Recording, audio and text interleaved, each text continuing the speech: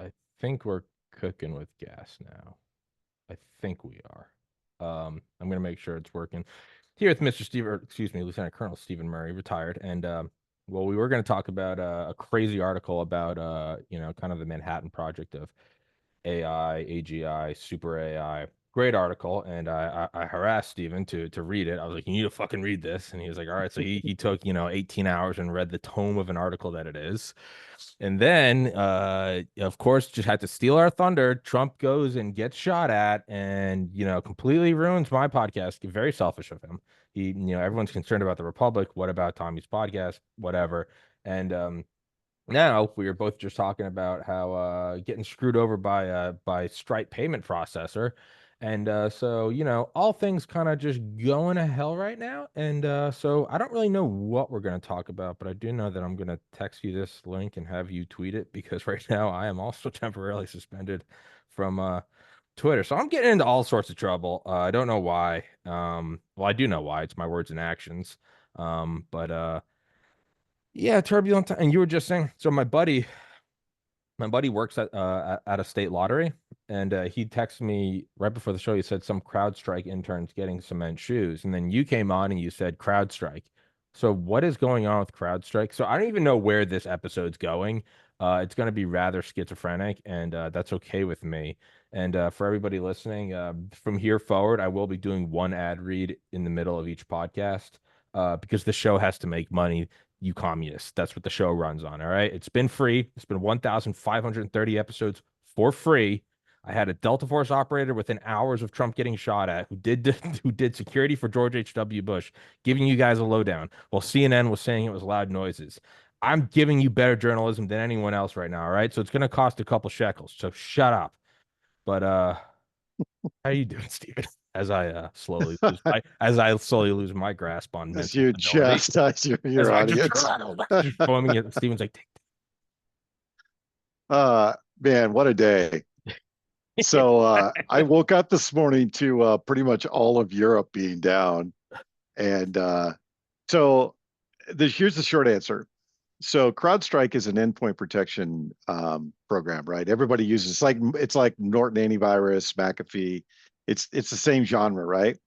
And they're the industry leader. They have been for years, Silicon Valley company. And I want to remind everybody that CrowdStrike is the one that did the forensic investigation and the RussiaGate stuff. So they're the ones that did the initial investigation into that. So you can draw a lot of inferences from that. But they released an update to their software, which is hosted in Amazon, and it was included with it was a driver file that was incompatible with Windows. So anything that was running Windows 10 specifically, crashed immediately. And it took down, if you look at how many companies use Microsoft 0365 and use Windows, you could quickly draw that there's a staggering amount of companies that were affected by it because CrowdStrike's the industry leader for endpoint protection. So they have millions of customers. And literally within minutes, the entire European um, the entire European community went down. And I'm not talking just law offices. I'm talking banks, airports, airlines, um, logistics companies, shipping companies. Everybody uses Windows, right? There's only a few companies that use Mac, and CrowdStrike, everybody has to have endpoint protection because of insurance, because of you name it, right? So they they literally took offline within minutes the entire eastern seaboard and all of Europe. And it actually went out last night. So while we were sleeping, most of the European continent was dealing with initially. And this is how it goes for incident response, because this is my wheelhouse, right? I've been doing this for 20 years. And by the way, today was the first day in my life that I was really thankful not to be a chief information security officer for a company, because let me tell you how this goes. So you get initial indications that there's a bunch of Windows boxes that are crashing, right? So the first thing you say is, okay, somebody released a patch, probably fine. We'll just do an update and things will be fine.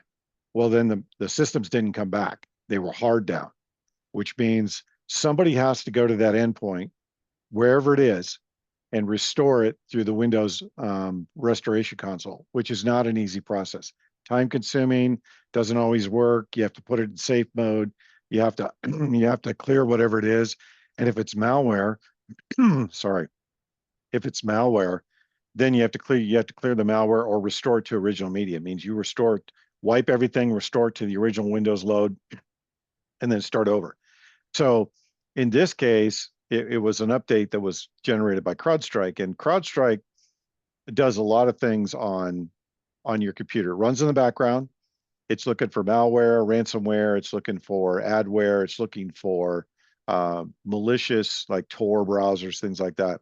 And if depending on how you have it set up in your console, it blocks all this traffic. So if you're a company, you block a lot of traffic, you block a lot of social media. You do that through a lot of tools. CrowdStrike's been slowly over the last 10 years building more and more capability into the tool. So now it does vulnerability, it does risk management, it does firewall, it does a bunch of things, right? So, and I'm not sure that it does all, but you get my point. It does all these different things that most of the industry uses multiple tools to do. So over time, a lot of customers were adding more and more modules to CrowdStrike and offloading more and more tools. And that one chink in the armor, which could be or could not be malicious, brought down pretty much the entire continent of Europe, because almost everybody that's a big company uses CrowdStrike because it's fire and forget. You don't have to manage it. You don't have to remediate. So when a security team deals with malware, they have to go and analyze it. They have to reverse engineer it. Then they have to figure out how to clean it. Then they have to go clean it. And that process of remediation and mitigation takes several months at times. CrowdStrike does all that for you. Yeah. If it's on the box, it'll isolate the box. It'll do remediation if it can. If it can't, alert you in the console and says, I've quarantined this box. You guys need to go look at it, figure out what it is. At the meantime, we'll take the signature file and see if we can match it to something in our database. And if we can, we'll push a remediation. That's how it works, right? So they just took months off of the process. Well, in this case, this update should have been caught in either concurrency testing or regression testing. It should have been a very easy fix, right? You run the WAR file, you check to see if it's compatible, if there's any backward compatibility issues with Windows, because you never push a patch to Windows, even if Microsoft releases it and says it's safe. You never push it right away. You always test it. And in this case, it should have been caught in regression testing. So it's blew up all these machines, and I know a lot of companies here in the U.S. that are hard down right now, and it's going to take months for this to be resolved. Because if they have to, the fix right now that CrowdStrike released is manual. You have to manually patch the box. So here, let's talk about second and third order effects. So the second and third order effects of this, if you have to go patch all these boxes, it means you're going to have entire segments of your business that are going to be completely down until you can get somebody on site to go do that patch. And even if you're pushing guys 24/7, 24/7, it's still going to take weeks if you have thousands and thousands of endpoints, which a lot of companies do. So it's going to be very interesting to see what the fallout is from this. Their stock's already down 30% this morning, just in the last few hours. So you can make the inference of where that's going to go, because the brand damage will never be repaired. No. The litigation from the breach of contract will begin when people start offloading CrowdStrike. And then the last piece of it is the litigation from loss of business that will ensue. And this is how it goes. So companies they'll get back online. They will figure out what their strategy is to get off of CrowdStrike.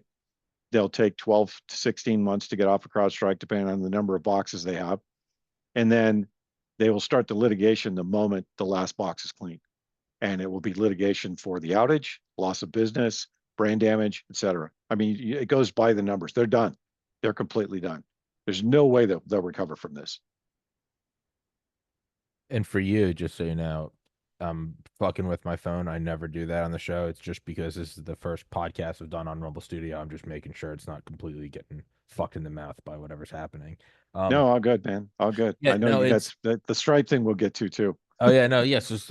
I mean, again, it's like, yeah. So I'll tell you. I mean, I'm going to tell you what I told everyone, and I'm working on it. Is like, yeah, on July 4th, Stripe the payment processor for locals, and Tabby, you should be talking about this if this is an ongoing issue. Go fuck yourself.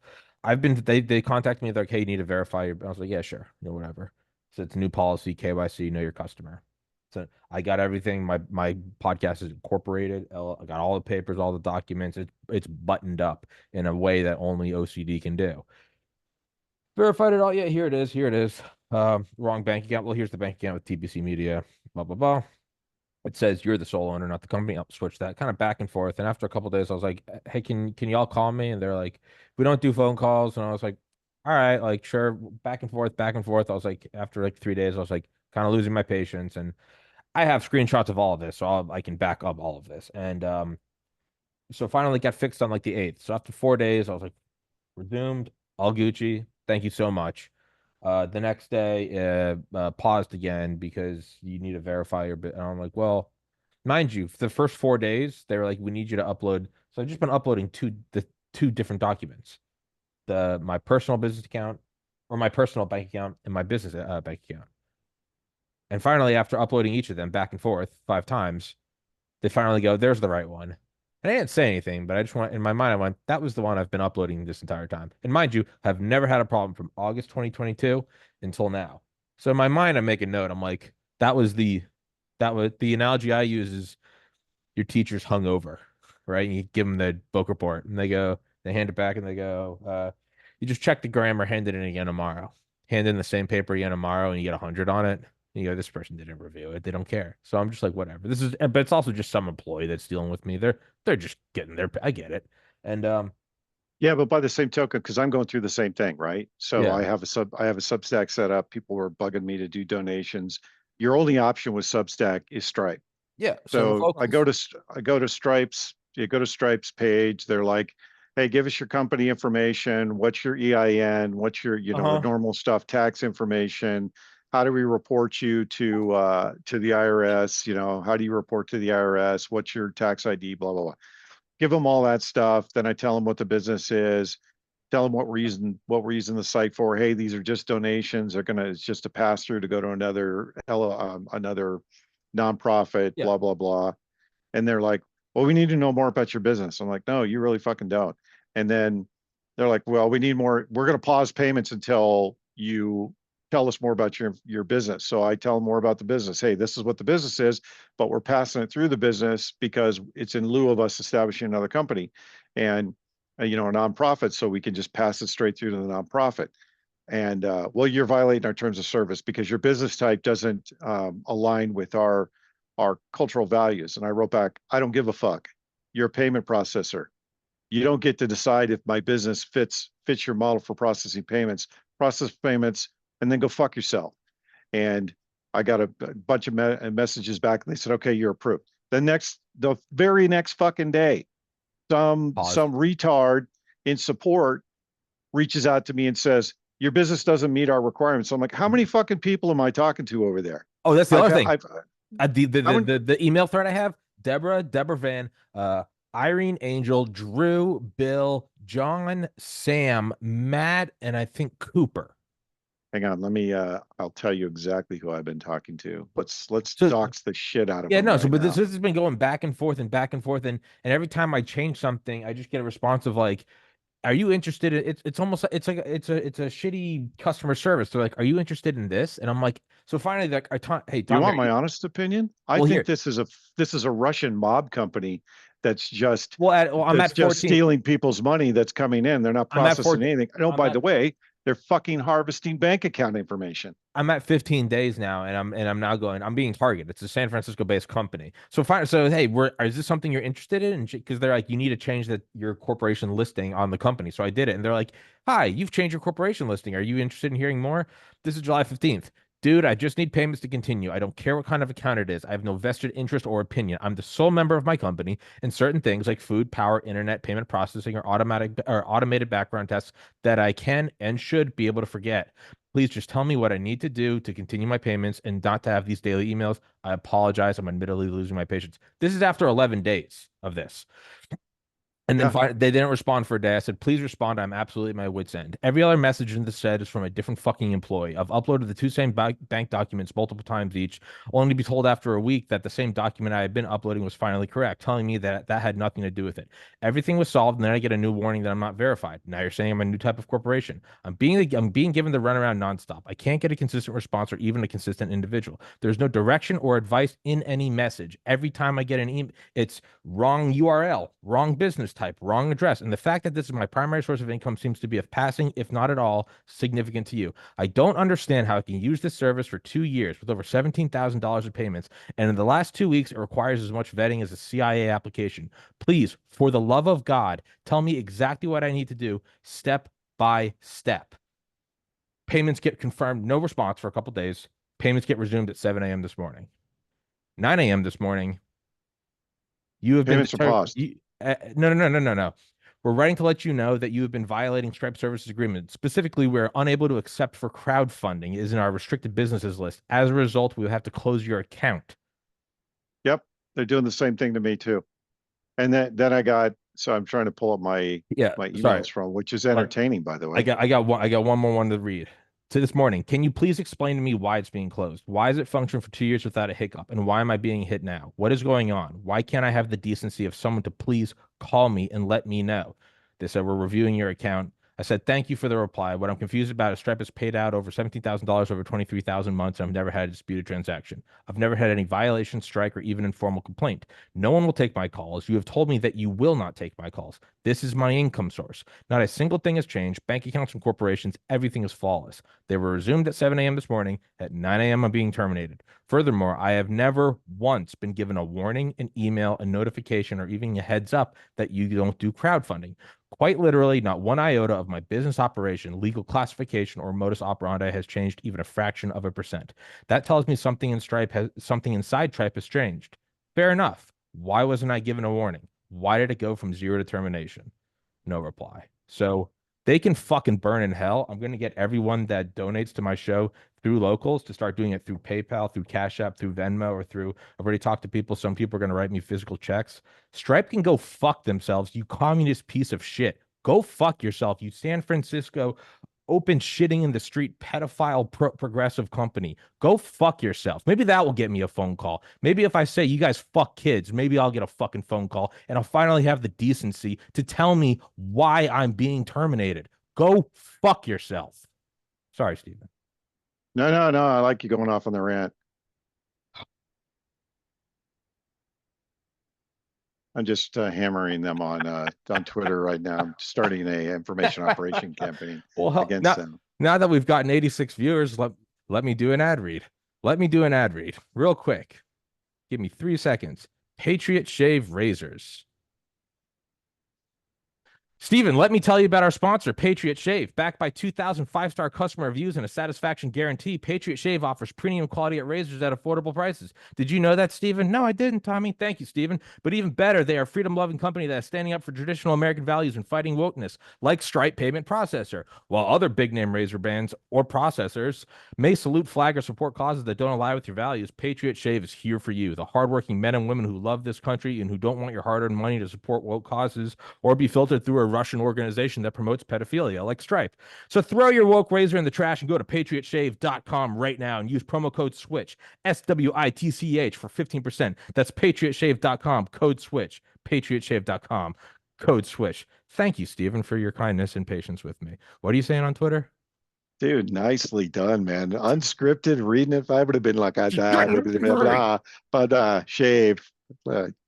I Hulk was just Hogan was saying at the that RNC. All right, the tides are turning. We gotta ride this wave. we are not. I'm not going down that rabbit hole, man. There's so many things I have to say about that. No, there's a lot of So the RNC. I was hammering Stripe on Twitter, which I will continue to do, and I will hammer them on Truth Social as well as. But I didn't know it. I thought it was just me. I didn't know there was other people that were going through I'm this glad I too. know you are. That makes me feel better. This tells me that this is a concerted effort to take conservatives offline and they're holding your money. I know. No, I'm not you gonna know who say else who. fucking did this? I know some people with Fucking giant. QuickBooks did this too. I know some people with giant Substack accounts. I'm gonna ask them if they're having problems with Stripe. Oh yeah. And so QuickBooks did this to me too a few months back. They're like, we're stopping all payments. I'm like, what the fuck are you talking about? You're stopping all payments. I'm not processing payments through you. The fuck are you doing? Well, we can't. We have to hold up this payment. I'm like, oh, okay. So I got on the phone and read them the riot act. I was dropping f bombs. I was calling them communists. I was pissed, and they resolved it, right. And here's what they hit me on.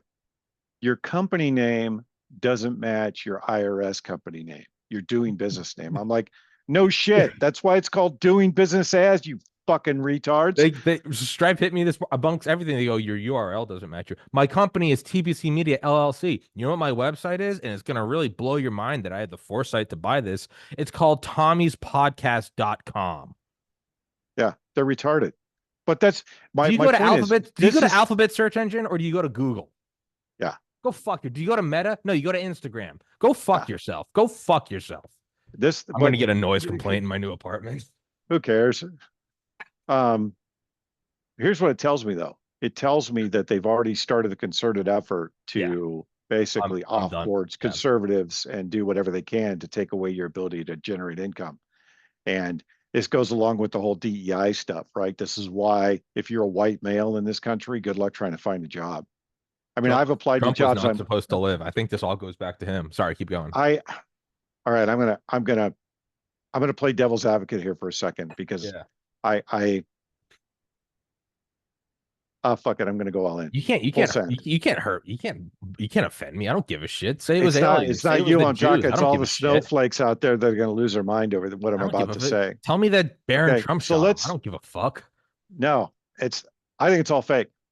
I All think the right. whole thing is fake. All right. I think it's Let's all go. bullshit. Let's go. And the reason why I think it's bullshit is first of all, we did two emergency sit reps or roundtables about this where I had snipers and a whole 9 yards talking about this, right? Because I got guys on my show that are snipers, almost everybody's former special forces or intel or combat arms of some kind, so everybody knows how to shoot. And here's the part that sticks in my craw. So first of all, Trump gets shot on stage. He's supposed to get grazed in the ear. Okay, you get grazed in the ear, it's going to leave a burn mark, or it's going to take part of your ear off. It's And not deafen you. it's not a cut. It's not going to be a fucking cut. And maybe it is a cut, but you notice how he goes down on the ground. He comes up. He's got blood on his face. Blah blah blah. They rush him off stage. They can still see his head, and then they get him to the hospital. There's no doctor's update. There's no word from the nobody from the hospital gives a press conference. Nobody talks about the injury. There's no pictures of the injury. There's no diagrams, of where he got shot and what damage it. There's no word about any of that. Then he shows up at the RNC and he's got this big my fucking pillow on his ear, and which is way overboard for what you would put on a wound like that. And then he wears that shit all week and he brings it upon himself. But that's not the tell. The tell is literally within 2 hours of him, the assassination attempt. JD Vance is his pick, and then all this information about his relationship with Peter Thiel comes out, and then the RNC on day 3 was literally make fucking Israel great again. Mm-hmm. I mean, there's no more tell than that you made the deal, right? And Jamie as much Dimon, as head of the treasury or the Fed. oh, dude, I just it's That angel. literally make Israel great again. Yeah. And there's and let's just call space bay. So whatever the fuck you want, We dude. I don't give a we shit. don't know enough right now about all the different aspects because there's so much disinformation that's been pushed out Sure. by the FBI, by the Secret Service, by the administration, blah blah blah. That and the FBI, there's no way to know who was behind this. It's crafted so it looks like it was an inside job with multiple shooters by the Secret Service and by the regime. But there's a lot of different aspects to this that can go in 100 different directions from a narrative perspective. And the part that I keep telling people, which doesn't resonate, is there is no two-party system in this country. It is the haves and the have-nots. There is no other group of people in this country. It's the oligarchs that control everybody in DC and everybody else. And Trump has to fit into that system through deal making. So he made a deal to get JD Vance. And look at the picks that he had. You're telling me that the best picks he had was Marco Rubio and that group of malcontents, and he couldn't have picked Christy Noem. He couldn't have picked Mike Flynn. I General mean, Flynn. when you start looking at all of the different picks that he had, all of that's questionable. Like, why would you look at these guys? These guys are all retards. Yeah, his best, Tom Luongo was spot on. His best and safest choice would have been Tulsi Gabbard, even though her politics are horrifying. She checks the block. She checks the veteran block. She checks the female block. She checks the minority block, and she checks the political block. And she wasn't even a consideration, which means she was never on the table anyway. So when you start looking at all the indicators around it, it starts to really make me question, is this thing even real? And I don't think it is. I think it was all staged nonsense.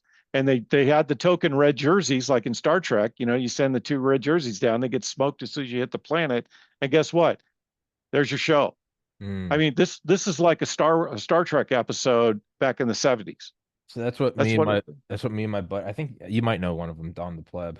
He's yeah, he's friends with Dolio and all them. I love Don. Yeah. Good guy. I got so fucked up with Don 2 years ago. He ended up having to take me to the hospital because I had a concussion. But and no, we were talking last night, and like he and I and kind of everyone in like my game chat, we kind of have like the same idea. It's like we all like Trump. We all think there's a power structure that doesn't. But right now we're just trying to take all of the facts and put them on the whiteboard and not be married to a thesis. And Yeah, that's where I'm at. Don keeps having a great point. So like yesterday I was with Dr. Jerome Corsi and I was talking about kind of everything that doesn't add up. It's like a couple days before. Wait. You were on with Jerome Corsi yesterday? Yeah. Is he still around? Yeah. Dude, I've read like 4 of his books, man. I read his book about Hitler and died. It was like, wow. I can put you in touch with him. I would love to do an interview with him. I'd love to have him on a round table just to listen to him talk. Yeah, I've had him on I had him on once in 2020, and I've had him on like 5 times in like 3 months. Yeah, he was deep into the QD codes, man. Yeah. He was he was deep like into him, man. that. I like him. Send me his book, Final Analysis about the JFK is brilliant. If you I haven't read it. I have it right over there. I threw my phone over there, so I stopped fucking with it. Just shoot me a text so I can remember. If you can shoot me a reminder text or something, just to yeah. But I was talking to him yesterday and just saying everything that doesn't make sense, and I'll try to off the top of my head, and I'm making a bigger point here. And it was a couple days beforehand, Meta removed all the restrictions from Trump's accounts, which they didn't have to do. That same day, The Economist put out an article and said, "Here's why Trumponomics wouldn't be bad." So those are right there. They're going, "Oh, Trump's not too bad." To me, that looks like a week later, if they're going to kill him, they can say, "Hey, the establishment was turning for him. You can't say it was them." Another thing is that so obviously all the security lapses going around it, the narrative that it was going to be Iran. They were going to use it to, this is all just what I think is out there. They were going to use it to confiscate guns, and then they were going to lock down everything, all the video angles, and say that there was a continuing threat against Joe Biden, therefore it's national security. I think they were going to say that the shooter had used cryptocurrency and Twitter to help do this so they can lock down on those. No, Discord. Whatever. What you get the point though. Bigger thing going here. All the market shorts put on it the day before Truth Social, similar to 9/11. A lot of those companies that also worked with George H.W. Bush, a little weird. All these things around it. The shooter getting through, they spotted him a minute before. They spotted him 20 minutes before. They spotted him 26 minutes before. They spotted him 60 minutes before. Here's video of him an hour before with a rangefinder. All these things. And it's all leading up to how do you get to the president? As you know, I mean, on most special access programs are operations, B2 Spirit, Manhattan Project, whatever. It's also a running special access program now granted he's not the president, is presidential security, and every movement the president makes is technically a military operation. Every Air Force One flight is technically a military operation. All these things going around and this fucker gets in. So you have all of this pointing towards there was a massive thing that was going to, it's the powers that be, these monolithic mountains. And as Don the Pleb points out, and he goes, so what we're saying is, and he's just playing devil's advocate, he goes, so we're talking about the most powerful people on the planet, the motherfuckers that run CIA ground branch. And they missed.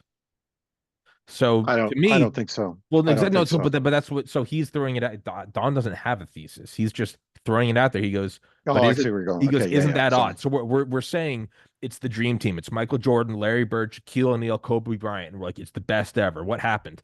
They lost to Moldova in the Olympics, 100-4. You go, what?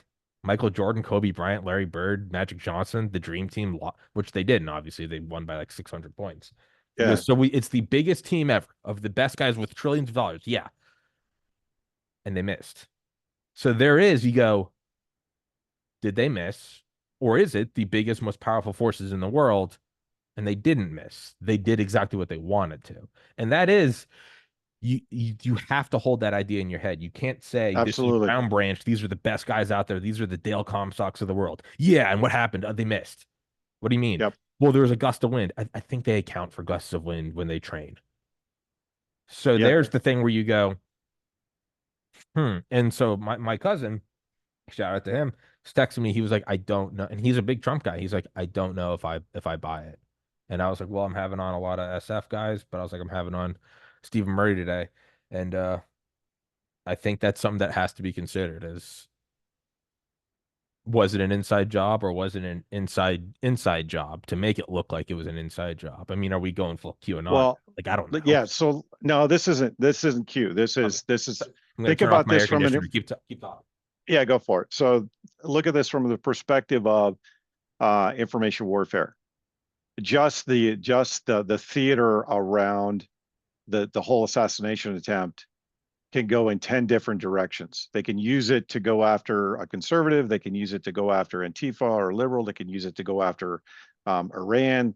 They can use it for a number of second and third order effects that will uh, it's a win-win for the establishment, because any way they go, they're able to leverage this event and use it to their advantage. But the key second order effect that they achieved that most people don't even consider is that they've created even more of a divide in the country. Yeah. And that, I think, Yeah. that was the first order effect that they want, right? They Yeah. want, number one, they villainize the press because everybody in the crowd turned and started going after CNN. And then secondly, those never Trumpers they're convinced that this is a hoax. The always Trumpers are convinced that it was the regime and the Secret Service that went after him. So mission accomplished, right? First order effects, highly effective. When you look at what this does for second and third order effects for the election, dude, mission accomplished. No one will accept the election now. No one.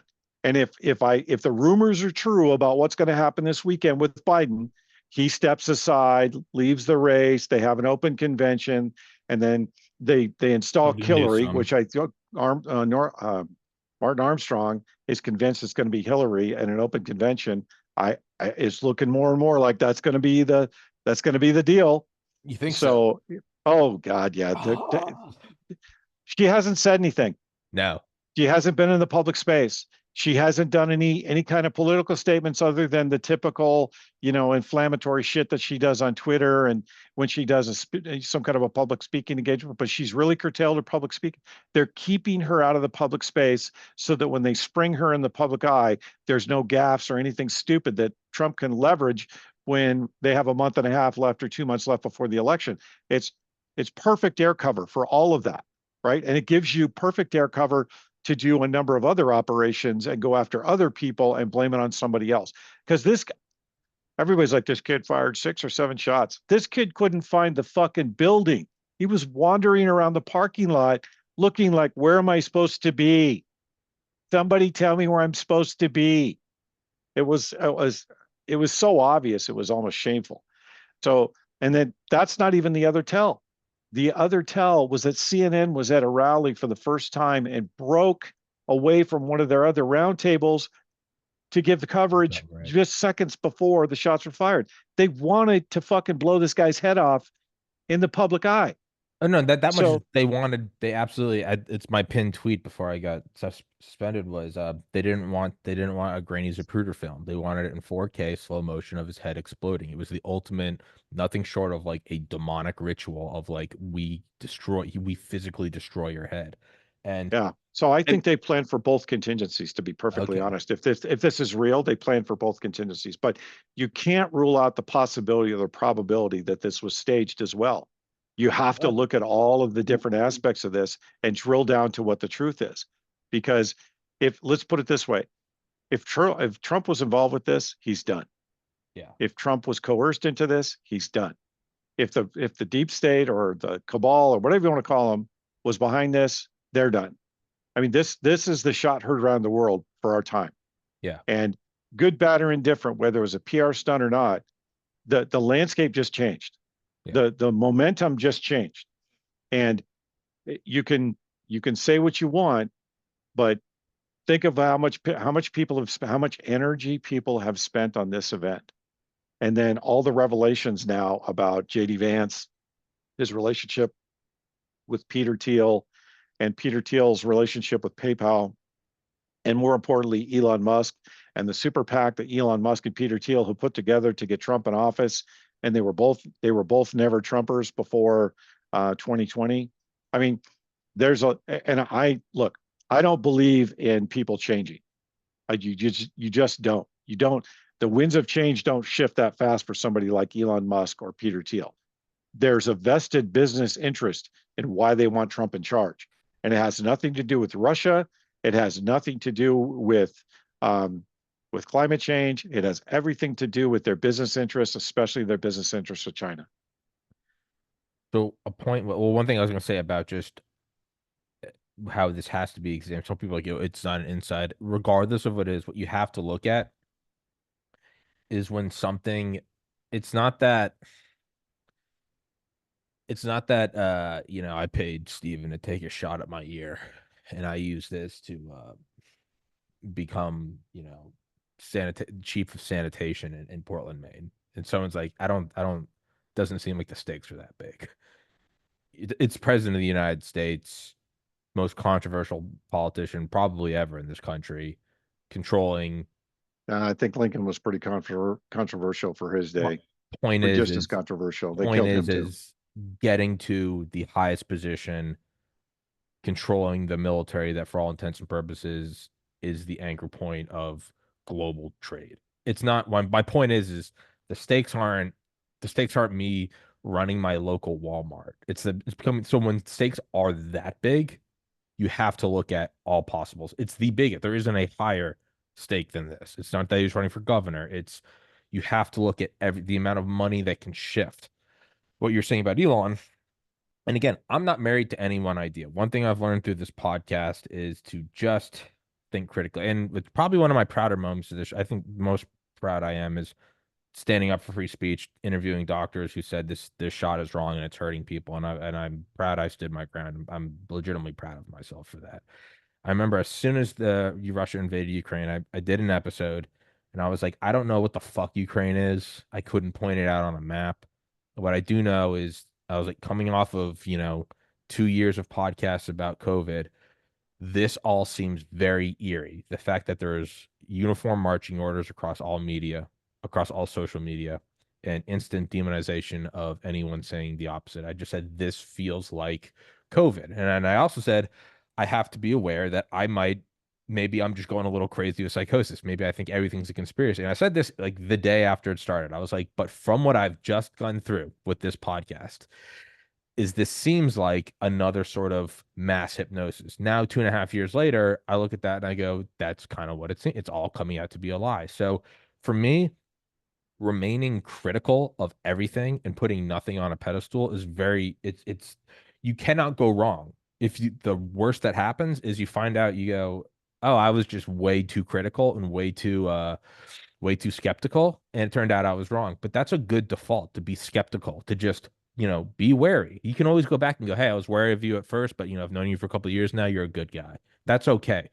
So in terms of being skeptical of everything, I'm not married to any one idea about what happened on Saturday. For Elon, what you're saying is, I don't disagree with you at all. His life goal is to make us a multiplanetary species and merge with machines and whatever. The United States is That's his. probably fine. Yeah, That's yeah. probably So fine. well, Yeah. What could yeah. possibly go He wants to wrong? be. He wants Yeah. to become a technological antichrist. Yeah. Yeah, just Brown liquor and hey, hey, shotguns. What could hey. No, possibly go no. wrong? Yeah. It's no different than a lemonade stand, guys. That's He's just going and getting after it. I Some of love that some of analogy. us want to make a couple bucks on Stripe, and some of us want to merge with hypercomputers and reverse what it means to be man. It's Yeah. whatever. Don't worry about it. It's right after the market. Don't worry about it. But my point is whatever it is he's doing, let's just say he's just legitimately whatever after money. I don't even think it's necessarily nefarious. I think the United States is his cash cow. Of course, he doesn't want it to be fucked up. And I'm just giving him the benefit of the doubt. He's looking at the shot at the president the same way. Let's say he really did buy Twitter, not for all of the AI and pattern recognition data, which is exactly what he did. He didn't spend 44 billion for LOLs, but let's say he just actually wanted to maintain free speech. He has a vested interest in this country staying together because it is his cash cow. This is where his rockets land. This is where everything is. He is in bed with the DoD. He doesn't want this ship to go down. So this could, and this is the absolute just being as gracious and liberal as I can with him. That is not necessarily nefarious to go, they just tried to kill the president. This results in civil war. Where the fuck am I going to go? It might be, I just want this thing to stay together. I'm not convinced of that at all, but in the spirit of just throwing ideas on, just putting everything on the whiteboard, just pinning it all on the corkboard. Big money is not necessarily nefarious. It often is, but it's not necessarily evil. It could just be, hey man, this is where I fucking sell my sneakers. I don't wanna I don't wanna end this. This is where I assemble shit. That's what I'm saying. Yeah, I mean, I don't know where I look, was going with all of that. no, I think you were going down the rabbit hole of, which I think is valid, right? Of examining all the possibilities of what their motivation is, right? If you understand somebody's motivation, you understand what their agenda is. And in his case, he's one of the biggest defense contractors. He's building one of the biggest communication networks for the entire planet, and he wants to control the entire planet. If you let's go down another rabbit hole. So, um, and I'll get just bear with me, and I'll get I don't back to care, a dude. point I don't here. give a shit. So this CrowdStrike thing, who are their competition? The competition's Cybereason, Norton. There's a bunch of other players, but really it's Cybereason is their biggest competitor. Who owns Cybereason? Whitney Webb did a big article on Cybereason, how they're owned by a former Israeli general who has really strong ties to Mossad. If you want to collect intelligence on the entire planet and you want to have control of endpoints and you want to build a social scoring system, what's the first thing you want to do? You want to take control of the biggest segment of the market and um, the most controlling aspect of the market, which is endpoint protection, because you have complete control of that box once you're installed. And if you do it through a incident where you destroy your main competition's reputation as well as their brand, then you become the de facto successor to that. It's a very innocuous way to do it. And guess what? Everybody signs up for your platform because it hasn't had a major issue, and you're off to the races, and you start to grow more and more market share. And you can go down that rabbit hole for motivation for this CrowdStrike thing. In Elon Musk's case, he owns Starlink. DoD is paying him, but he really owns and controls it. He owns most of the launch facilities that the U.S. has, both at Vandenberg and at Cape Canaveral. So he owns the space business. Then he owns the Twitter space, which is he's openly said he wants to make WeChat. If you want to control communications, you want to control payments, you want to control how people interact with the system, that's a way to do it. You control all the inputs. Look at what Amazon did. Amazon started in books, they moved out to everything else, then they built a supply chain, then they built a production chain, then they built a supply system. And guess what? They own end to end from the moment it's produced to where it's delivered. They own it end to end now. There's no third parties involved in it. And they have raped, pillaged, and plundered every other company and supposedly done it better along the way. And when they were hit by the Teamsters and some of the other unions to unionize, what did they do? Amazon diversity, where they flooded their system with all these different nationalities. And what do those nationalities do when they get together? They stay in their little groups and they don't want to unionize. So if you're looking to build a system where you have complete control of your communications, your movement, your food production, your food consumption, your spending, how do you do that? You do that by taking all the inputs and building it under one umbrella, which is exactly what they're doing. So if I look at it from that perspective, Elon Musk is a fucking power hungry, controlling psychopath that puts on a very, very good face while he's fucking the rest of the world. So from a motivation perspective, absolutely agree. You can make the case that he's doing this out of his own self-interest. But what self-interest is he serving? Is he serving his self-interest for wanting to give free speech and build the country into a better place? Or is he building it for the perspective that he wants complete control? Because if you look at the way the Chinese use WeChat, if you do anything that goes against the party line, they shut you off. And they do it like that. You're done. You can't move, you can't eat, you can't even get into your apartment. Is that where he's going with it? I mean, so you can play devil's advocate on both sides of it and see the motivation. Absolutely. So, I think Arizona Predator said it the best. There's only a few people that can be more bitter than me, so I'm always cynical because it's part of my job, but I'm also bitter about it too because I see the insidious side of this and what they do and how they do it. I mean, it's no coincidence that Elon Musk went to Halloween celebrations last year as Satan. I Yeah. mean, come on. Yeah. So their actions say more than their words. And his actions are saying right now that he's building a control grid. I don't care how he sells it. I watch what he's doing versus what he's saying. Two different deals. The part I haven't figured out is what's their play for Trump. I think their play is, if I'm using, again, going back to bitterness and cynical, I think they're going to put Trump in office through either Supreme Court ruling or they're going to do it through the election. And You I don't know think where that they're they are going. going to kill him off and put JD Vance in charge. And then it's all Israel all the time, or Business as all usual. China all the time. What did you say they're going to do with him? They're going to Supreme Court him. They said they're going to get him in office. Yeah, they'll get him in office. They'll They'll get him in install him in office and then office. remove him. Yeah. Because look, what's the mega crowd going to do when and this is not popular with them, but you have to look at it from this perspective. What are normal Americans going to do when Trump comes back to office? They're going to go right back to sleep and not do anything. What is the one thing that the elite want us to do the most? Nothing. They That's want a us to very good sign up for point. their control grid. They don't want us to band together and to fight because they know kinetically they will fucking lose quick. Because look at how many combat veterans and look at how many trained Americans there are in this country right now. There are millions of trained Americans right now that are armed and ready to go. What's the worst thing that we could do right now? Band together because it would disrupt all of their plans immediately. Counterpoint. Then again, I'm not married to any. I don't give a shit. As you can see, my primary thing is going to war with Stripe. I'm very narrow minded. That's kind of how I run my life. No, no, you should be focused, man. It's no, it's Consistency is a hallmark of excellence. well, as the great philosopher King Tim Dillon, and by that I mean the fat gay ex cocaine addict. I think he's the funniest man on the planet. Said, looking at things through the eyes of liberalism or conservatism, Republican or Democrat, is simply the shirking of the burden of independent thought. And when you look at it and go, that's my guy, we vote for this. No, challenge it all.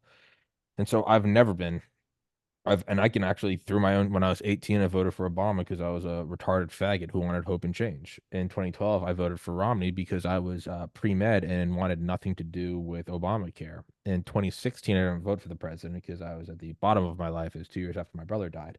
But I had voted for Bernie in the primaries because 2 years after my brother died, I was like, man, I wish he had had access to psychiatric help. 2020, I voted for Trump, and in 2024, I will probably vote for Trump again. My point is I don't just talk the talk. I have changed my mind and gone back. And some people say you're wishy-washy. Call it whatever the fuck you want. Kill yourself. I don't care. My point is for my own, I guess, legitimacy. I know I'm capable of keeping an open mind and I'm not married to one idea. I think if I had just done nothing but vote Republican my whole life, it would be a little harder to hear me say, I'm just playing devil's advocate. You'd be like, he doesn't actually care. So that's just where I am. Um, what you're saying about all of them is that is an idea, right? You get Trump in office, and that's how you get everyone to stop fighting. But at the same time, what would victory even look like? In one way, it's almost like a Stockholm syndrome that we just want to lose. We go, Trump gets in, and we go, oh, now everyone stop fighting. At a certain point, you're grasping, not you, I mean in general, you're grasping, you're clawing defeat from the jaws of victory, right? It's like if you won a lottery and you just won $10 million and you go, well, there goes Tommy's work ethic. He's never gonna work. It's like we just got $10 million. Like, take the win. So that's just one idea. Elon, Bezos, total control, in agreement with you. In the same way, it's easier to control a couple corporations if you just get blackmail on 5 CEOs that control 90% of the media. It's a lot easier to control things as opposed to 100,000 different outlets or radio stations or whatever. Against what you're saying, or devil's advocate to what you're saying, is that's also like what this country is built on, and it's not perfect. I don't think Carnegie and Rockefeller were, for the common man, but in the idea that we have come from the forest as chimps and learned to wrestle this dirt and mud and fire world into our modern world, it doesn't come from let's all hold hands. It comes from motherfuckers that essentially wrestle the bears of their industry with their own hands. Steel, oil, railroads, construction. And yes, they're not out for the common man. I have no illusions about that. But when I look at the rest of the world, the one that has the best standard of living, and what about all of Europe? Well, we subsidize their nanny states because we pay for defense. The thing that works is self-interest. Is it perfect? Not even close. But in the grand scheme of things, the country that does well is the one where you can just look after your self-interest. And it's Carnegie made 300 billion dollars. It's like, yeah, but we also have a steel system. We have a standard steel system, a standard oil system. Sure, they turn into monopolies and they get broken up, but when was that ever going to happen? It's because someone went out there and said, I'm going to fucking make $300 billion.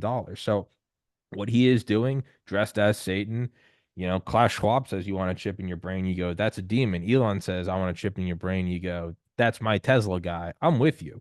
But at the same time, that is what moves the world forward is massive self-interest, ego, narcissism. That's what drives the world forward. I think if we don't have them, they're just going to go to another country and that one's going to pull ahead. That is the raw reality of this world is no one's going to do it for you. So I'm with you. I'm skeptical of all of it. I'm also skeptical of saying these guys are just after money. After money is what built this this planet.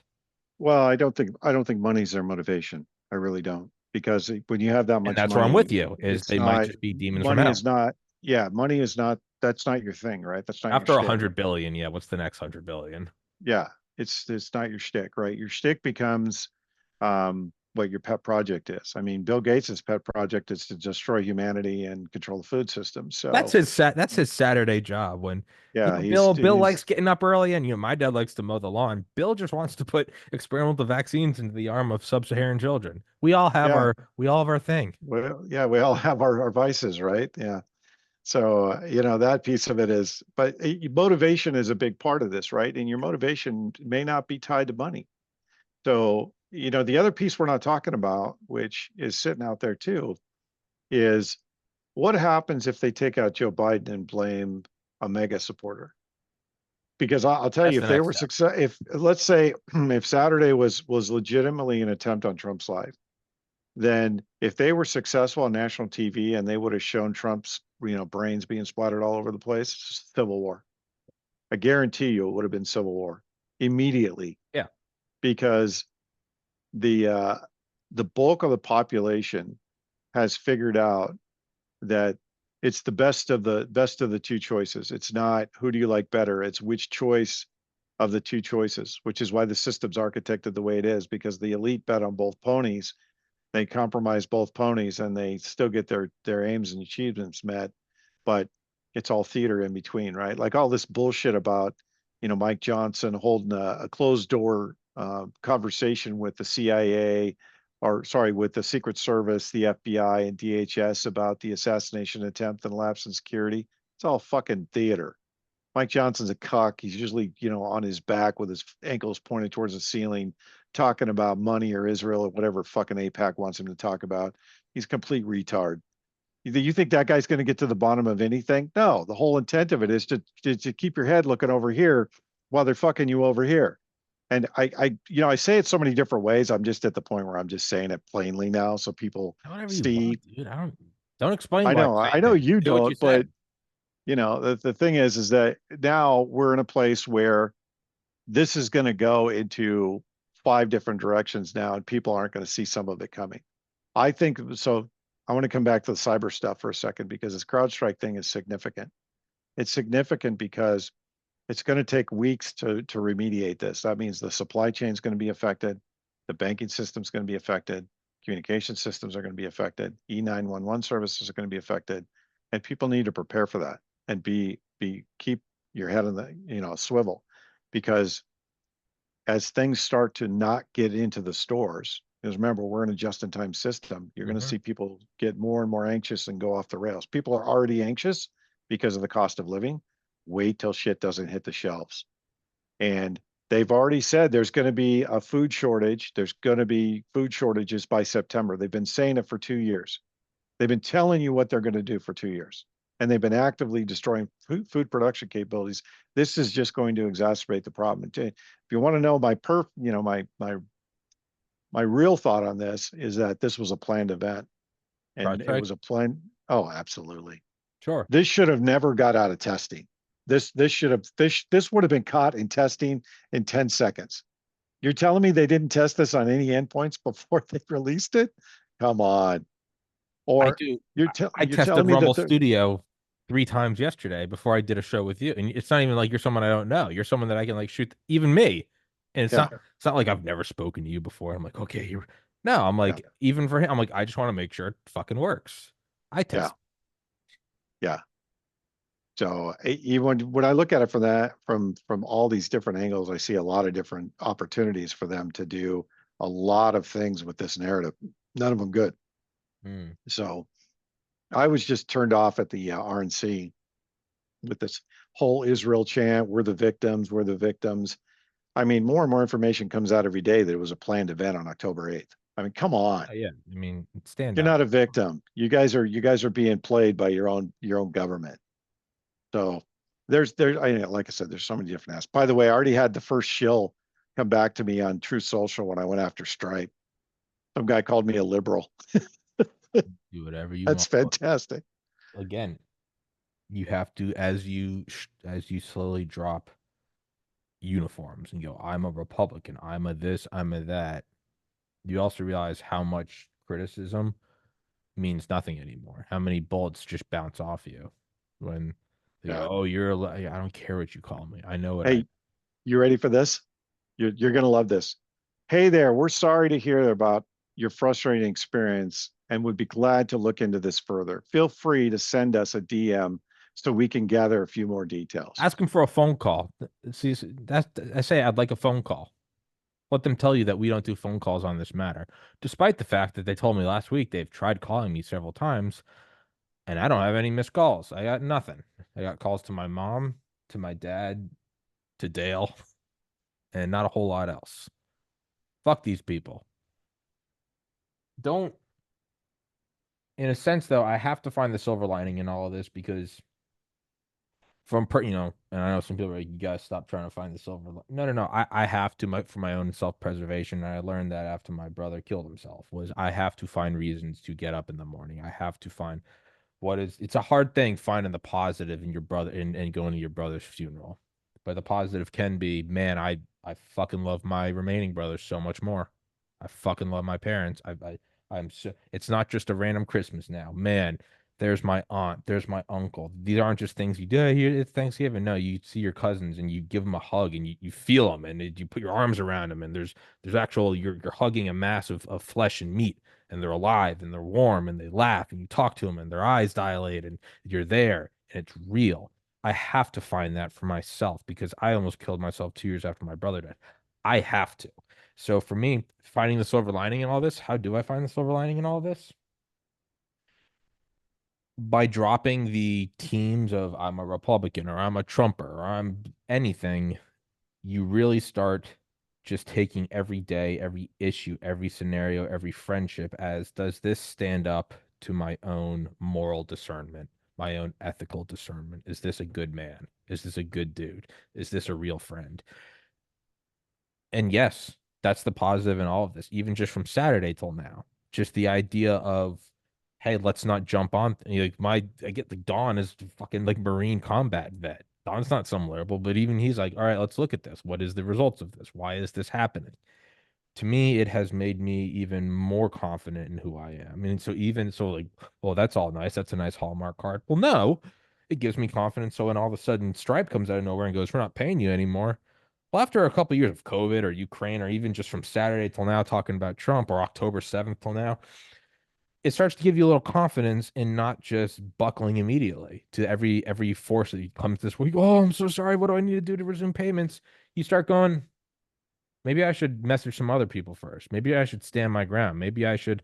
I mean, I'm thinking about what I did, and here you are going, yeah, no, they told me I needed more banking information. I'm like, me too. And you're like, and I told them to go pound sand. And on my mind, I'm like, fuck, I should have done that from the get-go. Why even play the game? And so Because that if is you the, look at the amount of information that you gave them, they're basically building a profile on you. And who are to they be doing it for? to be And fair, why are they doing it, right? You're a payment processor. All you need is my EIN, my business number, I and have my a bank account. I Until have a then, go full fuck yourself. I have a folder on one of my externals, and it's all the stuff I upload for this stuff. It's the same files I gave them back in August 2022. I gave them nothing new. It's the same shit. The So same, but my point is this: they don't need all this sure, information about your sure, business, sure. right? But just Yeah, I don't like. is I'm not paying you to tell me whether I can process payments. I'm paying for a service. You do the service, and then you shut the fuck up. yeah. And hey, I don't need you to tell me whether my business is approved by you. You can kiss my ass. hey, if I'm here last Friday, going, everyone drop a buck. Stripes paying me out tomorrow. I'm heading to Butler. Sic Semper Tyrannis. Like I can see where they'd be like, hey, uh, no, I totally get that, but no, go fuck yourself. So my point is that there is silver linings in all of this, and you might, and again, one criticism is like, a shark bites your arm off, you go into shock. There's no silver lining. Your brain's trying to protect you. I don't give a shit what it is. What's the definition of all of this? Is like there is no savior, there is no political solution. To me, I'm like, oh, that just brings me back to like this life is, lay not your treasures where, dirt and dust doth corrupt, whatever this is a transient world. This is not permanent. And I always say this is, let's say, best case scenario. I was talking to someone about this like a year Yeah, ago. but let me stop you there because Sure. there's something that I think you should consider. Okay. All of us were put here for a reason in this time and space. We're Yes. not here to just Accidentally. be. We're here to learn something, we're here to do something, and we're here to, We're you taking know, a curriculum. yeah, basically make human connections, right? Yeah, I agree. I wholeheartedly agree with you in the fact that Saturday should make everybody rethink their their view of the world, right? Because in an instant you could be gone. Yes. So I say this routinely on my show. Put down technology, go make human connections because your human connections are exactly what builds your what I call sphere of influence in your line of sight. Your sphere of influence is the people around you you know you can count on when the chips are down. These are people you trust. These are people you know are going to be there, and then you build from there to build a bigger network of people, which by itself increases your visibility of the world around you because the more people you add and the more filters you add, the more you're able to expand what you see and how you see it and the information that's coming back to you. So it serves a bunch of purposes. The other piece of it too is that you and I had this conversation privately that you have to disconnect and ground Mm-hmm. because it's a constant 24/7 barrage of disinformation, misinformation, and gaslighting. That takes a toll on your psyche. It takes a toll on your mood, and most importantly, it takes a toll on your morale. Mm-hmm. Like you, I was an identical twin. My twin died in 2020, 2 days before I moved here, I don't know. and I watched him go through. I think it was 11 years fighting cancer. And Jeez. I went through that whole system, right? He lived with me for a couple of years as primary caretaker, and it's exhausting. And financially, it damn near bankrupt me. I mean, I'm still what 6 years later Sure. from when I was caring for him for the most part full time, and I'm still recovering from it financially. I still haven't recovered from it. The whole system is designed to drain you of finances and resources, and when it does, they wash their hands of you. I mean, literally, when he was out of money, the system said to him, "We can't help you anymore." Yeah. Literally. And when he died, he was like $800,000 in debt just from cancer treatments. And the system didn't help him at all. Had I known about ivermectin and fenbendazole while he was going through it, well, he'd probably be cured right now. He'd probably be sitting next to me. So, I can identify with how you feel about that, right? But the thing Sure. is I tell myself every day, I'm here for a bigger purpose. I don't know what it is. I don't know what I'm supposed to be doing. I'm doing this because I was called to do this by some friends, and it's grown into something else, but I'm still doing it. I'm not pulling money out of this. I'm unlike you, I'm not using this to pay the bills. I have a day job and I have a business, right? But it's not paying the bills right now, but it is what it is, right? The point is that I'm doing this to get people prepared for what's coming because there's bigger things coming. This stuff that we saw today with CrowdStrike is just one of those things, and people are completely unprepared. And if I can, get 5 people prepared, I've done my job. Yeah. That's how I look at it, right? But I don't think that's the end state that um, I'm supposed to meet for this lifetime. I think my end state is supposed to do something else, whatever that is. I don't know. It'll present itself, but I spend time just like you every day. I take a step back, I ground, I disconnect from everything, collect my thoughts, and sometimes it works, sometimes it doesn't work. The other day I Hit or blew up my miss. roundtable channel because I was getting frustrated trying to schedule all these guys and realized and then I had a conversation with a good friend of mine who's in this business, and he gave me some really good salient points. And I just was like, I could think about this for 2 days and go talk about this with everybody, or I could just pull the trigger and start making the changes I know I need to make, and break this off into 2 different groups. So I have 2 different venues, a voice only and a on film crews that are dedicated to the show because all the guys around me are dedicated, right? They just have different constraints around their time and about what they can share personally, right? So, but my point of saying that is as you go through and as your things present themselves to you, you can choose to take advantage of it or you can choose to ignore it. I choose to take advantage of those opportunities when they present themselves because you never know where it's going to lead, right? And that's why I make it a point to go out and talk to people every day and to call somebody I care about, remind them I care about them, and make a human connection because that is the most grounding thing we can do right now, especially with all this information. And the pace is only going to get more and more intense over the next several months. As we get close to the election, they're going to unleash all kinds of chaos. They have to because they can't allow this election to happen. It has to be some kind of an event. And I disagree with Martin Armstrong because I think the timetable's been accelerated. I don't think it's been extended. I think it's been accelerated. There's something they're moving towards. And if I was a bed man, I'd say they know that something's coming from a natural disaster or some kind of earth event. Because if you listen to Ben Davidson, he's talking about pole shifts and things like that. And if you look at the weird activity on the East Coast and with the sharks and with different migration patterns, you can see that something's going on with the planet. Didn't the That Schumann resonance like spike human yesterday? residents, Like yeah, the biggest one in like however many years or decades yeah. yesterday. I mean, all of that is significant. Like the Aurora thing with that they saw it down in Florida.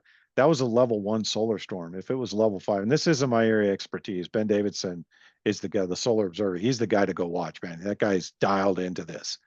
And he's saying that there's a pole shift is occurring faster than they anticipated. And I proposed to him, what if that's what all this theater is for? What if they're covering a pole shift they know is coming this year or early next year, and they're trying to get things in place so they can maintain power? Because think about it, what is our government most concerned with? Continuity of government, Self-preservation. continuity of the system, self-preservation. Exactly. As for those who like him or dislike him, as Ed Snowden said, you have to remember national security means job security, financial security, and preservation of life for those in charge. It's it's not you guys. It's change the name to what if I said it's for podcast security? It'd be like that means Tommy security. That means you have enough for rent. What about us? And it'd be like, well, it's for Tommy security. Shut the fuck up. I actually don't think you and I are diverging on thoughts at all. I look at this very much so that we are here for a reason. And I think I've used this, and I was obviously never in the military, but I use this like being pre-med, you study and you study and you study and you get better, and then you can eventually perfect the test and you ace it and you move forward and you get through the ringer and whatever.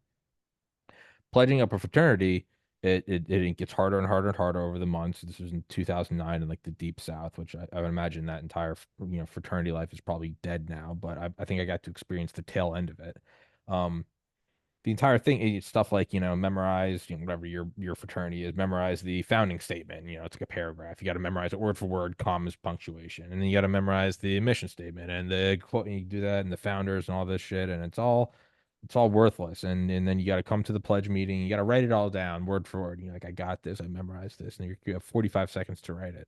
And you write it down. You go and talk to them afterwards, and you're like, hey, that wasn't enough time. Like I have everything, they're like, oh, yeah, you just got to get a little bit faster. We all did it, and you're like, shit, I just got to get better. And then it starts to escalate over the weeks and the months, and people start dropping out, and it's and then you start to realize that and you're so tired all the time that you can't rationally think about it until it's over. But you start getting like conflicting orders. It's like go pick up Kyle from the bar Flip Flops. It's 2 a.m. You're like, okay, I got. But Pierman wants you to pick him up too at 2 a.m. He's at Charlie O's. Like I can't do that. I can't. I get they're on opposite sides of town, and they're like, fucking figure it out. And you're like, shit. You're like, man, this fraternity's been here for 50 years. I'm the one fucking up. And as it goes and goes, and the pledge class drops from 50 to 40 to 20 to 10 guys, and then you finally get through Hell Week at the very end, and nothing makes sense anymore. Nothing. They tell you to go mow their lawn, you mow their lawn, and why the fuck did you mow my lawn? Like that's my dad's grass, and you're like, I don't fucking. And eventually, it's you know Tommy, we told Cal to go pick up Kyle from this bar and Pierman from that bar, and he couldn't do it. Why did he do that? And you go, well, I don't know. Maybe Cal should have done that. And they're like, why would you throw your pledge brother under the bus? It was, why would you throw your P bro under the bus? And eventually, as pledgeship goes on, you start to get to this point where you guys stop trying to impress or to win over the brothers. You start going, you know what? Fuck them. It's us versus them. They go, why didn't Cal do that? I go, Cal did. You look in their face and you go, Cal did do it. And they go, we're gonna punish you for what Cal did. And I was like, Cal's fine. I'll fucking take the punishment. And so what do? You start to band together and go, no matter what, fuck these people. I know you were sleeping, but I'm gonna lie to them and say that you were out trying to pick them up and your car broke down. And so what do? You start to become brothers, and then as you start to realize that nothing matters and fuck these people and it's us versus them, you're initiated. And all the guys that you hated come up to you, they go, you made it. And you're like, what? And they're like, dude, what's up? And you're like a beaten dog. You're like, and they're like, no, dude. And you start to talk to them, and you go, but none of that made sense. It was unwinnable. And they go, it's by design. No matter what, in the face of adversity, no matter what you do, and you realize there's nothing you can do but fail, what do you finally do? The pussies quit, and the rest of you go, fuck them, we're in this together. And you lock arms and you go, I'm not going to abandon you for anything. And now you become brothers, and the Yep. process is over. You turned up the heat, you welded the metals together. Now it can cool, but the metal bond is there. And so I often look at life, whereas pre-med, you get better and better and better until you pass OChem, and some people fail. There was no passing pledgeship. There was just surviving. And you finally stop trying to pass and you just go, and then you get real hardcore. You go, dude, we don't even fucking need them. Let's go start our own thing. You become hardened and you become that. And I'm still in touch. I don't talk to my high school friends.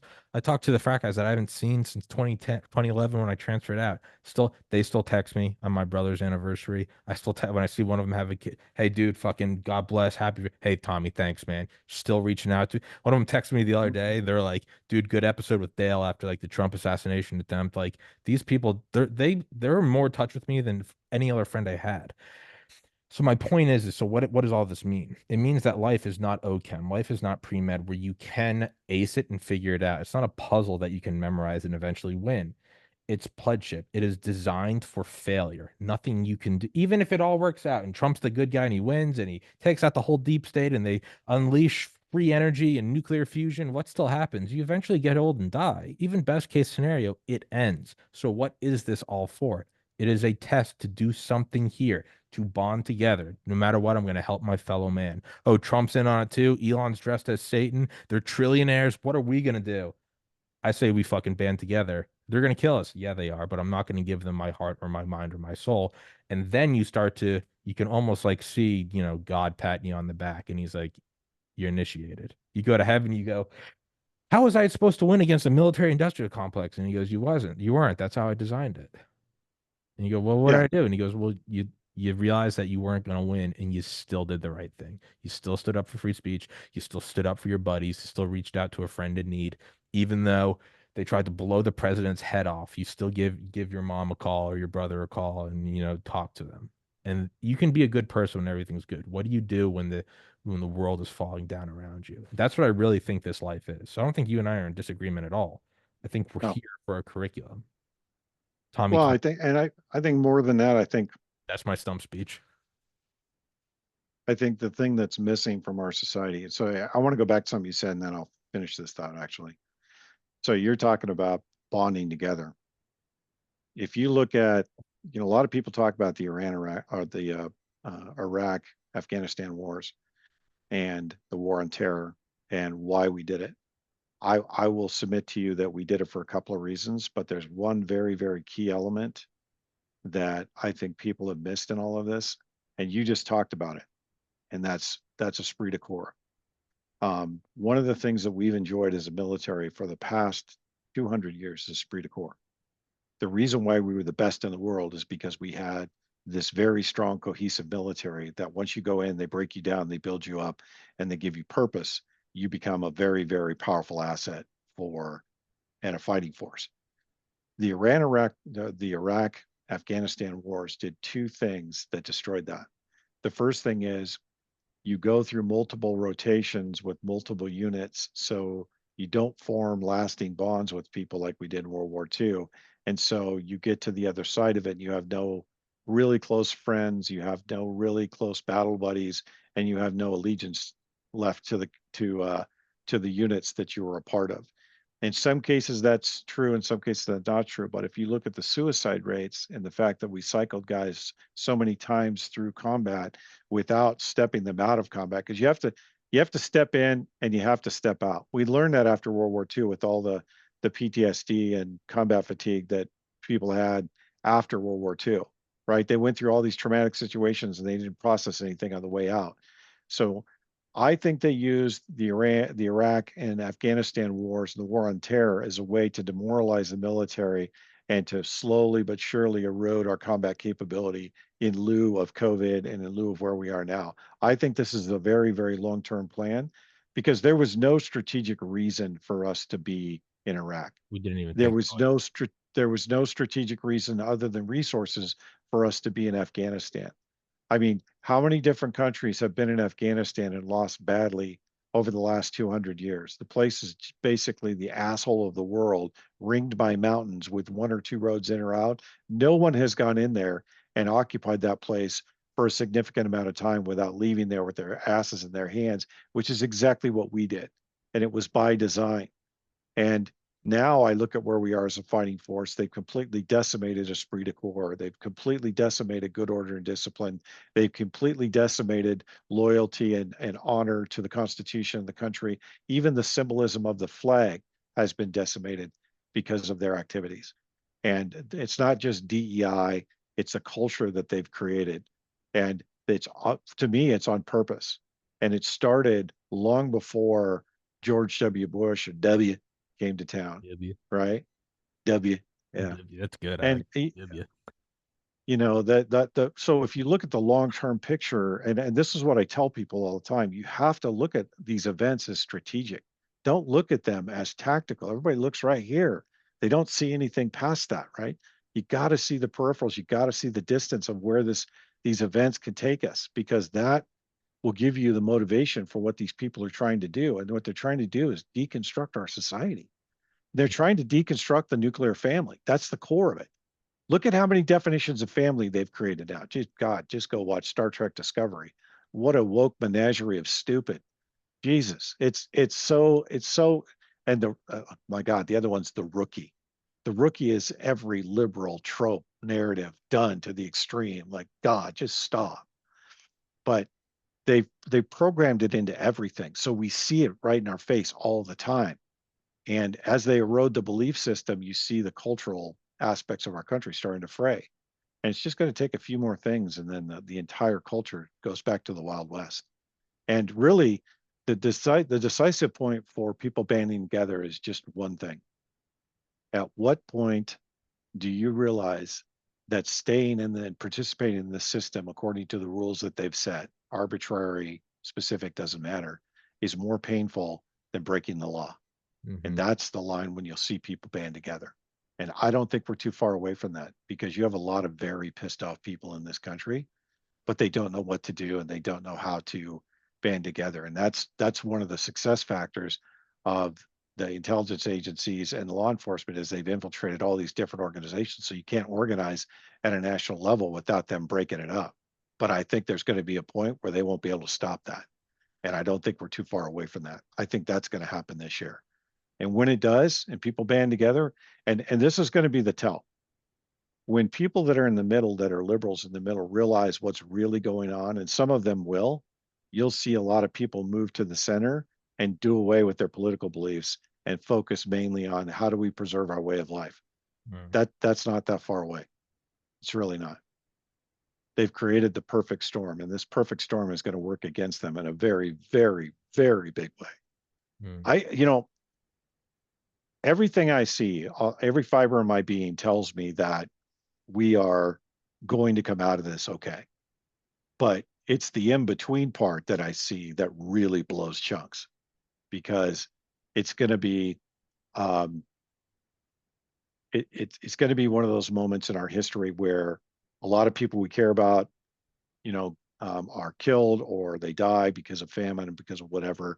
But on the other side of it, we're going to be hard as nails, and we are going to not accept. And this time, let me just put this out there. This time, if when we kick this off, we don't stop until all the institutional money that's behind this is done. They're off this planet for good. We don't stop until it's done this time. We don't do the revolution and then go back to subjugation by the monarchy in the UK. We take it all the way to the UK and we get rid of the institutional money that facilitated this. We take the fight all the way to the enemy this time. And this is going to happen on our shores. It is not going to happen somewhere else. It's going to happen here. And this only ends one way. It ends with gunfire. There's no other way this ends. No ifs, no ands, no buts. How it starts, when it starts, where it starts, doesn't matter. But it will start. And that's when people will realize it's time to take the gloves off.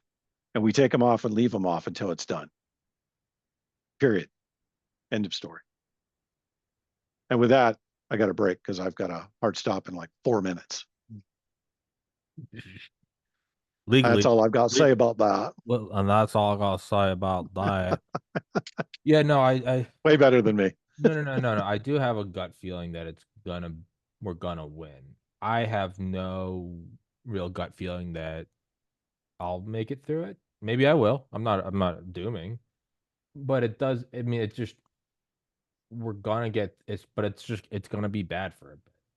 And I It's don't going mean to like suck. I don't mean it's gonna be a sunburn. I mean like you and most of the people you know and love are probably gonna die. And but again, you know, it doesn't matter. That's negative. No, it's just it's what's happening and it's just what it is. And so, you know, I don't know. Maybe it's a defense mechanism. I mean, but I feel like I'm growing closer to a relationship with God. And I know some people roll their eyes at that. That's fine. You don't have to believe in it. I don't give a shit. I live in It the doesn't South. matter what you believe. It doesn't. No, it This doesn't. is about something bigger than us. This is about preservation of humanity. Yeah, Because if you look at where they want to take humanity, this is about preservation of life. it This is. is about nothing else. It's Liberation of humanity. it's like when you do like follow the money. It's like it doesn't matter what the actions are, who's benefiting from it. When I look at like reduction of energy resources, reduction of farmland, reduction of growing families, reduction of the nuclear family. I'm like, by definition, you don't even have to believe in it. By definition, this is like a satanic inversion of all things holy, of go forth and multiply and love thy neighbor and be my brother's keeper and love you. I Oh, love this you. is definitively a spiritual battle. Yeah, and Definitively. and I know a lot of people don't believe in it. And hey, you do you. I'm not gonna tell you what to do. I live in the South. I know the last thing anyone can do is preach hardcore and make you think you're gonna change. You just go, dude, shut up. You're walking to class and you shall burn in hell. And you're like, dude, I'm just trying to go fucking hook up with this sorority chick. Will you shut up? I'm 19, dude. I'm still drunk. Like, will you fuck off? Like, and so I'm getting closer to God, and I'm just that's what the daily meditation is for. Is you and I talk about that. Is it gets all amped up, and you can get a little nerve wracking, but I just slow it down, and I'm just like, hey, whatever's happening is exactly what's supposed to happen. Like a roller coaster doesn't mean it's not scary, but it's happening exactly how it's supposed to happen. And so, I mean, yeah, I'm gonna put you in touch with Dr. Corsi. and you're gonna stay with me. We're gonna do one more ad read, so I can make a Hey, couple I'm all in, man. Let's do one it. more couple shekels. Let's do it. Let's do it. Let's see which one's paying the most right now. 100-page soft cover graphic novel. We're going with this. I don't know what this is. I don't know what this is, but invalid to early campaign. No, okay. Interesting. No longer eligible. All right, I'll refresh. I'll refresh. Come on, give me something good. What are all these things? King's thing, morning kick. What is this? Accept and start. Steven, have you ever wondered what happened to the legendary Chuck Norris? Tommy, I recently saw a video he made and I was shocked. He's in his 80s and still kicking butt and working out and staying active. Tommy, that's awesome. It is, Steven. What's even more shocking is he's stronger, can work out longer, and even has plenty of energy left over for his grandkids. He did this by making one change. What's that, Tommy? I'll tell you, Steven. He says he still feels like he's in his 50s. His wife even started doing this one thing, and she's never felt better. She said she feels 10 years younger, her body looks leaner, and she has energy all day. Picks her, I don't believe you. Chuck made a special video that explains everything. Make sure you watch it by going to chuckdefense.com/studio by clicking the link below this video. It will change the way you think about your health. Once again, that's chuckdefense.com/studio. And click on the link in the description below and watch the video now. You won't believe how simple it is.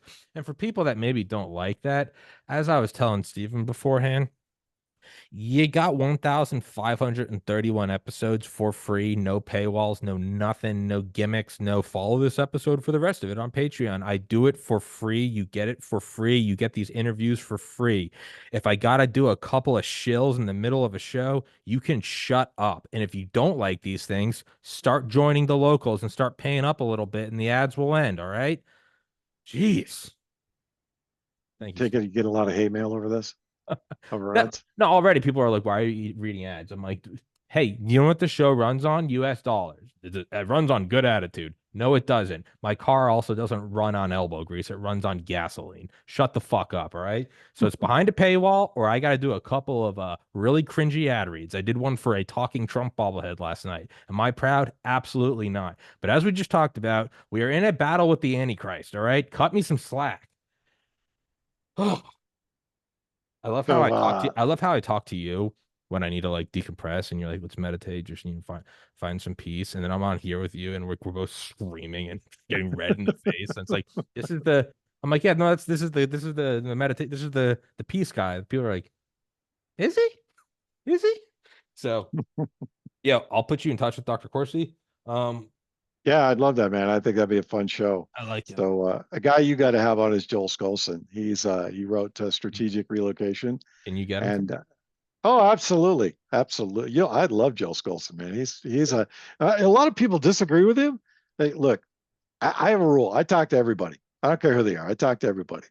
And there's a lot of people that won't talk to me because I'm, unapologetically raw. But when you do talk to people, you realize that when you have all these different connections, you have connections off connections, right? And some of those connections you don't even anticipate. Like Clay Martin and Matt Everett and those guys. I mean, I didn't even know I didn't even know who Matt Everett was before I started talking to Bracken, and then Bracken's like, "You got to talk to these guys."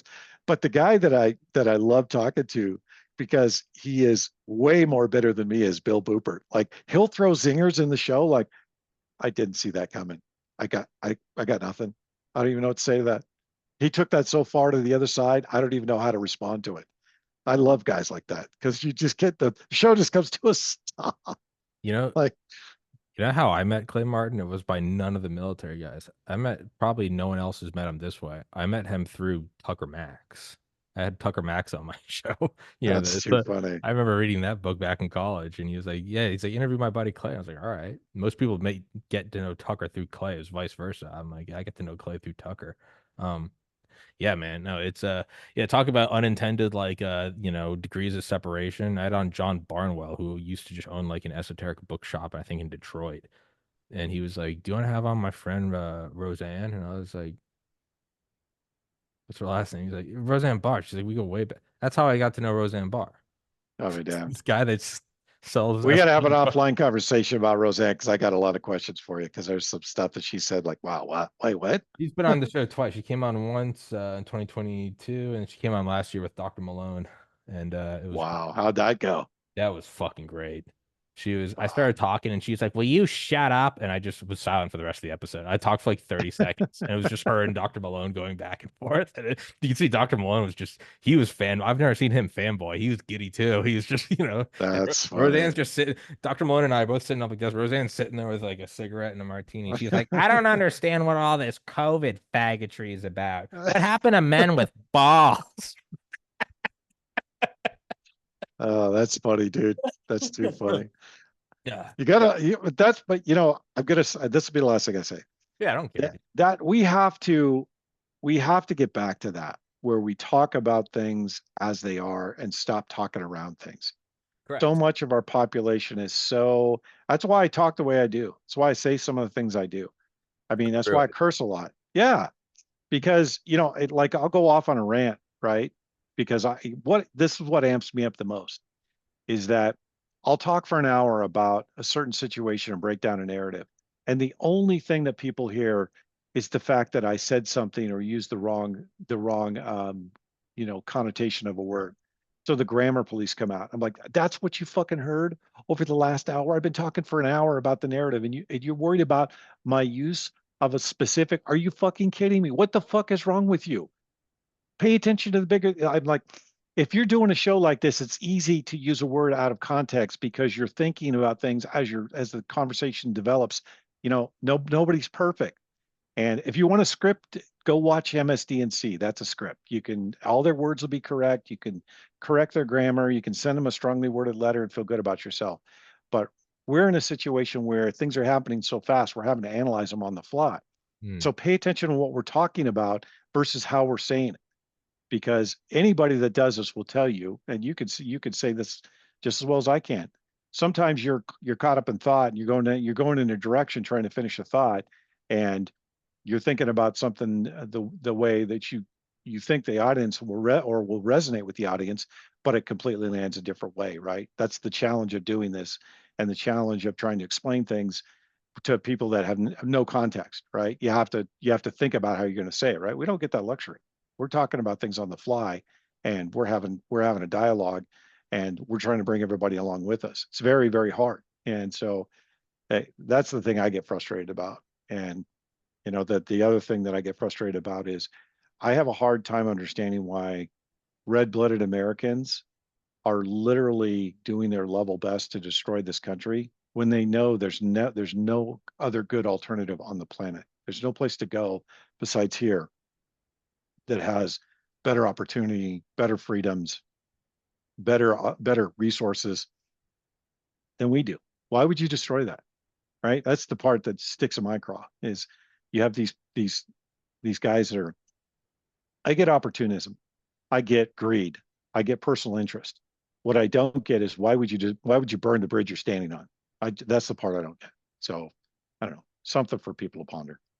Uh, more than ever, seeing the, I don't like Joe Biden at all. I legitimately think he has dementia, and I don't think he's there. And I think, for all intents and purposes, Joe Biden is dead, and this is an old man. And I see my late grandmother when I see him, and I go, that person's mind is wiped. They need a family member nearby. And I know that. And I've said that again and again and again to my family who are primarily conservative. And they're like, I don't know how you have. I'm like, I have to it's not for him. It's for myself. I have to maintain some level of my heart. To have that just shattered when you see people like, oh, they almost shot him. It was so good. And I'm like, oh, that's just another coin in the this is a spiritual warfare jar. I'm like, Yeah, that you see the flash of the demon. It's we almost had him. Oh, it would have been. You're like, that's legitimate excitement in your face. I'm like, oh, I can't, I can't coexist with you. I look at someone I don't like and I go, I see my late grandmother. I see that. And they look at Trump almost getting shot in front of his kids. And they're like, oh man, we almost had a good one. I'm like, that's okay. Noted. that that's Noted. the effect of highly effective propaganda is what that is. That go look at the Nazi society at the start of World War II, victory after victory after victory for the German army. They started to believe Believe in your what own Hitler was pushing. you believe your own press briefings. Yep. Yeah, that's just group psychosis is what that is. Yep. But Fine. the believers, the real believers, the Marxists that are real believers, those guys are the dangerous ones because they believe that the end justifies the means, and that persecution of people that don't believe is justified because they have a higher purpose. That is the most dangerous aspect of the liberal agenda, is the fact that they believe that it's okay to persecute people They're bringing in about order. utopia. Yeah, they're still fucking utopia. Come on, No, that's just not real. this country's the Uh, closest thing you have to a utopia yeah, why would you want to burn the bridge you're standing on? Yeah. because you're a demon. All right, brother. All I right, got a punch. yeah, let's wrap this up, dude. Thank you so much. Thank you for your patience with the ad reads and No, I enjoy it, man. I they'll always love coming on your show.